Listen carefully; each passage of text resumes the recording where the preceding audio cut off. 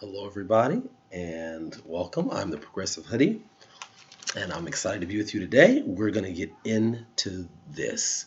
Today, I'm going to be talking to you about the recent debate that we saw in New Hampshire, and I'm going to give you my ranking of the candidates, how I thought that they did relative to each other. Now, this ranking is based on how well they did in the actual debate and how effectively I think they made the case for themselves, for their candidacy moving forward, and how I think they did in terms of accomplishing what they need to accomplish in order for them to continue to be viable moving forward. Okay, so that's what it's about. It's not about whether or not I like that candidate or whether or not that candidate's message resonates with me personally. It's not about that at all. It's more about viability and how well I think they make an argument for themselves and that sort of thing. So, having said that, let's get into it. So, in seventh place is the person that Chris Cillizza thought did amazing and won the debate and was incredible. If you want a crazy take on just about anything, find Chris Cillizza because it's just nonsense on CNN. Just nonsense. Whatever he says, just know it's going to be the opposite. Okay? Seventh place, Pete Buttigieg. Now, why did I put him in seventh place? Well, in my humble opinion, he had the worst two moments of the entire debate. Easily. Certainly, easily the worst moment of the debate by any candidate. Now, it came when the moderator, I think her name was Lindsay, I can't remember her last name, the female moderator asked him this wonderful question. I mean, first of all, how wonderful is it to finally see Pete Buttigieg get challenged in a debate? If you didn't see it, you gotta watch it because it was wonderful moment for us as Sanders supporters who have been waiting for them to ask Pete a substantive question. She said, Black residents were 4 times more likely to be arrested than white residents for drug related charges under Pete Buttigieg's time as mayor. Okay? Now remember, 4 times more likely. Now remember, blacks and white people use marijuana at the same rates. So 4 times more likely to be arrested. She points out this is worse than the rest of the state, and it's also worse than the nation. Okay, then she says, and this disparity increased after you took office. Then she's not done though. She's not done. She's not done with Pete Buttigieg, right? Because if this had been on CNN, they would have been like, oh, Mayor Pete, why are you so wonderful? Why is it that the black community hates you so much? Why is it that the black community is so homophobic? No. So she continues. You have called this type of thing evidence of systemic racism, but you were the mayor. So you were kind of like the head of the system. So what was up with that? Yes! Now that's a Slay Queen moment that I can get behind. So anyway, here's his answer. Ready? Here's how he answers in part. Watch. Drug arrests were lower under my watch. Drug arrests were lower under his watch. Now, what's the problem with that answer? Well, first of all, that ain't what she asked you behind. Let's go back. Black residents 4 times more likely to be arrested. She's talking about the disparity between blacks and whites. She's not talking about the drug rate. She's talking about the disparity between blacks and whites. And you talk about, oh, well, drug rates were lower. Yeah, I'm going to need you to try to keep up. You went to Harvard and Oxford, and you're a Rhodes Scholar. Man, these politicians that we got in this here country, okay, are an absolute joke. Nothing but careerist, opportunist politicians who care more about furthering their own careers than making a difference in your lives and mine. You think he can't answer a question? Boy went to Harvard, Oxford, and is a Rhodes Scholar. You think he can't answer a question when we're talking about disparity, that he doesn't know the difference between the disparity between two groups and the actual overall drug rate? You think he doesn't know the difference between those two things? You're one of those people that thinks Jeffrey Epstein didn't kill himself, aren't you? Moving on. So that's first off, that's not what she said. Second of all, I'm going to read this press release from the Pete Buttigieg campaign. You ready? So they came out with this wonderful Pete 2020 fact check. Oh, okay, for immediate release. Okay? I'm not going to read the first term of it because, again, it doesn't address the disparity anyway. Now, I'm going to start here in where it says in Pete's second term. So, in Pete's second term, nationally, 0.41% of African Americans were arrested annually for marijuana possession. In Indiana, 0.47% of African Americans were arrested annually for marijuana possession. And in South Bend, 0.44% of African Americans were arrested annually for marijuana. Now, I don't know if you know this, but actually, this is actually an important fact that you need to take note of when you hear that. 0.44% is actually greater than 0.41%. Yeah, it actually is. And believe it or not, it was greater than 0.41% even during Pete Buttigieg's time as mayor. It was then, it's still now, and it will be at least through November 3rd, the election, last time I checked. So just want to make sure we point that out. I know that the Pete Buttigieg campaign has problems with math, as does the DNC, as we saw through that absolute debacle that we saw at the Iowa circuses. That's right, not caucuses, circuses, because that's exactly what it was. I know that they can't do math, and they gave us stuff that was riddled with inaccuracies that just so happened to disadvantage Bernie Sanders more than anyone else. I'm sure that's a crazy coincidence. I know they can't do math, but 0.44% is greater than 0.41%. So in South Bend, the rate of African Americans being arrested for marijuana possession, the percentage of African Americans arrested for possession was greater than the nation. Okay? Okay.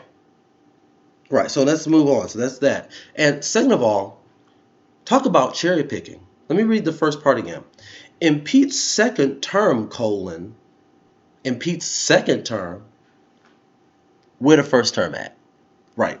Do you think that they didn't release the first term because it looks better than the second term? You're one of those people who thinks Hillary Clinton's 6 coin flips won in a row in Iowa was also just a coincidence, aren't you? Oh man, oh man, oh man. They would have been better off not releasing that press release. That was ridiculous. That's a joke. Okay? That's a joke. Then he goes on and makes it worse because she presses him further because, again, he didn't answer the question as I so thoroughly laid out. So then he's like, oh, well, you know what? Honestly, I mean, we were so busy arresting all them criminal blacks that, I mean, of course, you know, there was marijuana involved. We had to arrest them because, I mean, we're always arresting these gang members in the black community. What did you just say? Like, what just happened?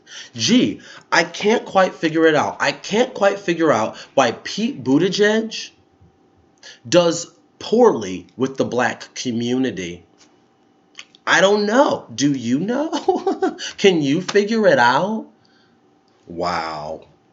Anyway, let's move on. He also had what I thought was the second worst moment of the debate, which was when Bernie Sanders, in what was a great moment for him, we'll get to that, points out the 40 billionaires that have donated to Pete Buttigieg's grassroots campaign.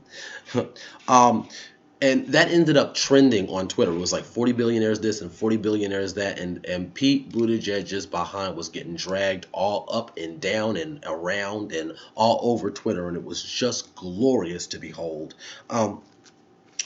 So he's like, look, he says, look, we're not going to bring people together by going out to rich people's houses and begging for money. I was like, yes, Bernie. And then, of course, people were just like, oh, well, I'm for raising taxes. What?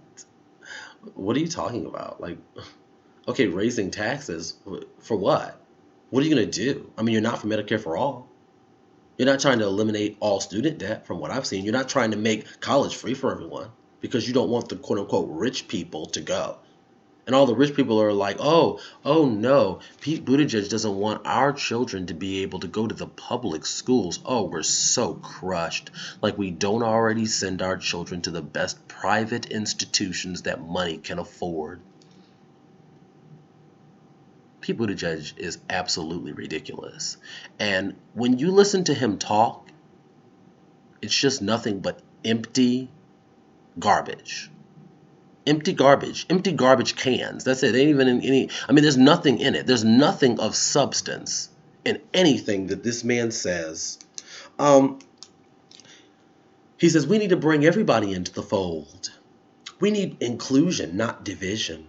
Well, I don't know if he said that exactly, but that's basically, I mean, everything that Pete Buttigieg says. You notice he does this a lot too. He makes like these two opposites that have the same sounds in it. And then he thinks, ooh, he said inclusion and not division. Oh, he said, we need to be happy, not sappy, whatever. It's just stupid. Like the whole thing is just dumb. I don't know why anyone This is the candidate of the wealthy elites, of the college-educated white crowd.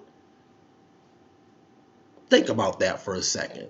That should be a little bit alarming to you. So we had a college admissions scandal recently where a bunch of rich folks were trying to get their kids into college over other people by faking grades or faking, I think, SAT scores, cheating on SATs, and pretending to be a part of some sports team or whatever. Well, let's take a picture of me rowing like I'm on the rowing team and some other nonsense like that.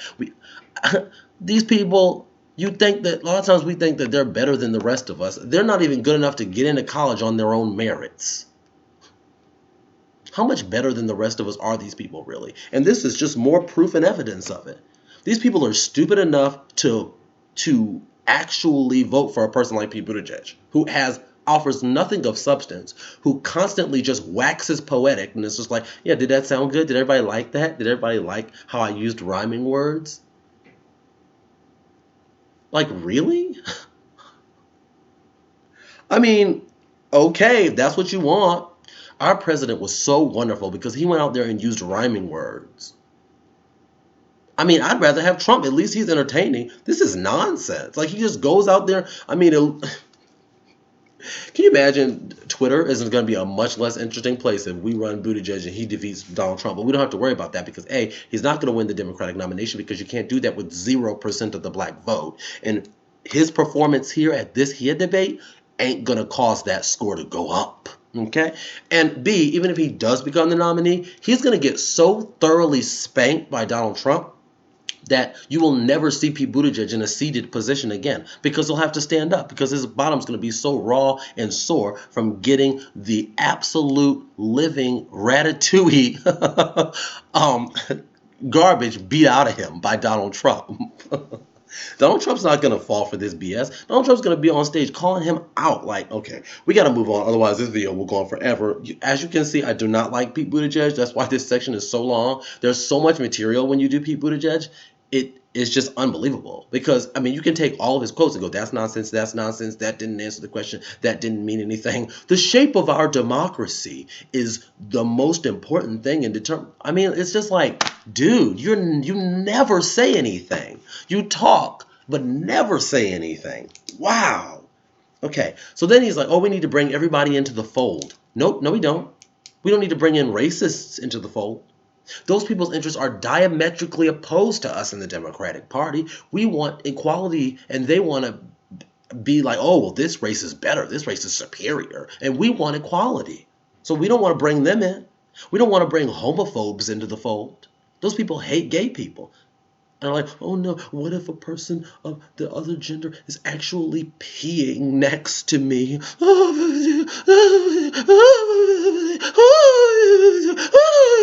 Like, how pathetic. This is what you spend your life worried about and thinking about? Okay. And we don't want to bring in billionaires because, again, their interests are diametrically opposed to ours, Pete. Wow. It's just absolutely unbelievable. Absolutely unbelievable, Pete Buttigieg. So anyway, him and his 40 billionaires can go kick rocks. No one's interested. Oh, we gotta get every vote we can get. We don't need to worry about the votes of the 40 billionaires that you've got. We're not worried about their votes. So, I mean, who cares? If we don't have their votes, we'll be all right. Forget the billionaires. There's not enough of them for their votes to matter that much. Oh, but you're not worried about their votes. You're worried about their money.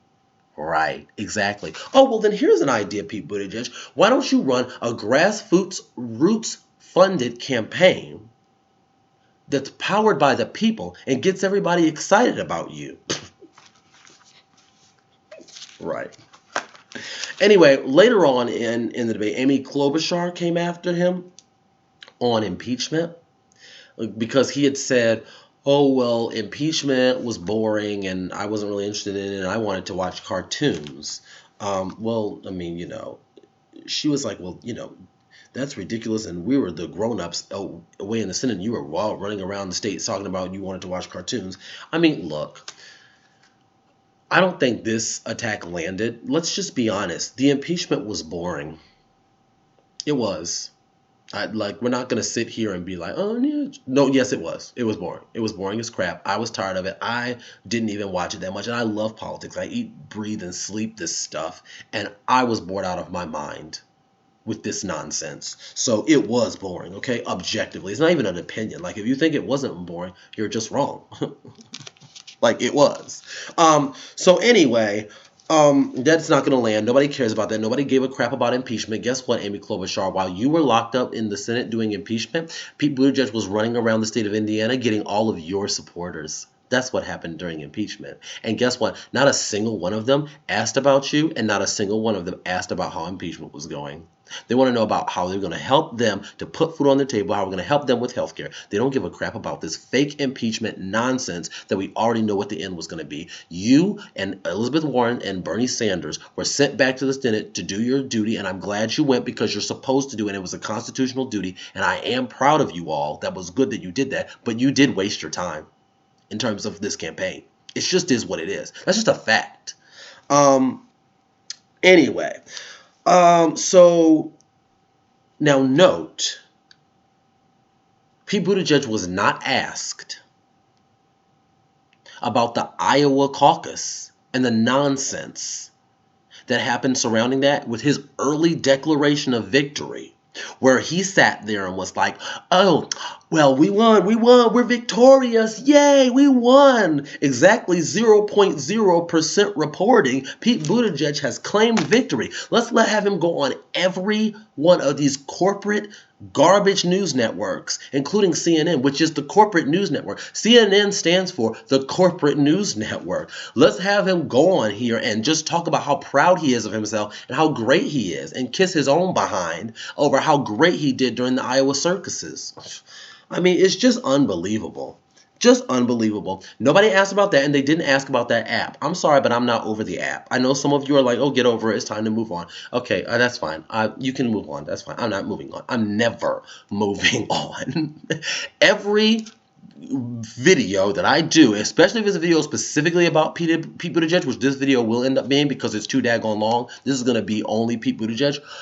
Every video I do about him, I'm going to bring up the app between now and when his behind drops out, which hopefully the voters of South Carolina will not let me down. I'm not letting it go. I'm like a dog on a bone with that mess. When you are, well, he donated, he purchased from this shadow company software rights and subscriptions.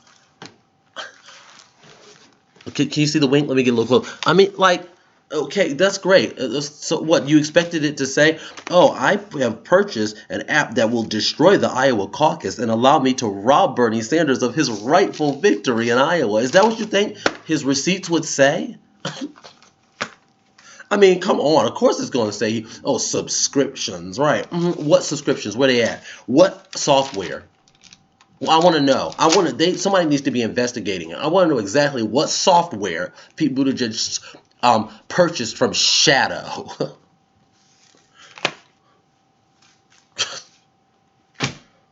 Pete Buttigieg makes me sick. He made this video 20 minutes long with his foolishness. All right. I'm sorry, people. That's the end of part 1. I'm going to stop the video here and I'll come back and do the rest of it. My gosh. Pete Buttigieg.